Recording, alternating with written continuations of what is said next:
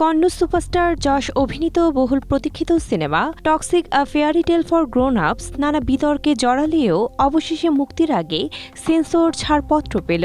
সহিংসতা ও পরিণত বিষয়বস্তুর কারণে সিনেমাটিকে প্রাপ্তবয়স্কদের জন্য এস সার্টিফিকেট দিয়েছে ভারতের central board of film certification. তবে কোনো মূল দৃশ্য কর্তন করা হয়নি সিনেমাটির।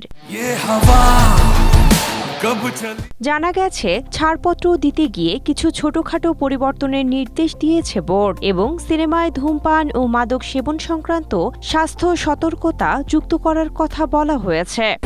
স্ট্রবেরি সুপার ডটেড ও ক্লাসিক ভ্যারিয়েন্ট সেন্সেশন জাগুক শিহরণ। তবে টক্সিককে ঘিরে মুক্তির আগেই বিতর্ক তৈরি হয়েছিল সামাজিক যোগাযোগ মাধ্যমে। সিনেমার প্রচারণায় সহিংসতা, ঘনিষ্ঠ দৃশ্য ও পরিণত বিষয়বস্তুর ইঙ্গিত সামনে আসার পর সামাজিক যোগাযোগ মাধ্যমে আলোচনা শুরু হয়। এছাড়া এর আগে সিনেমার টিজার নিয়েও আপত্তি ও অভিযোগ উঠেছিল।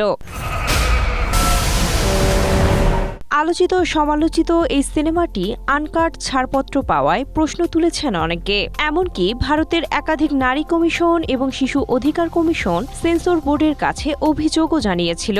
এত আপত্তির পরেও মূল সিনেমার দৃশ্য অক্ষুণ্ণ রাখায় অনেকে অবাক হয়েছেন।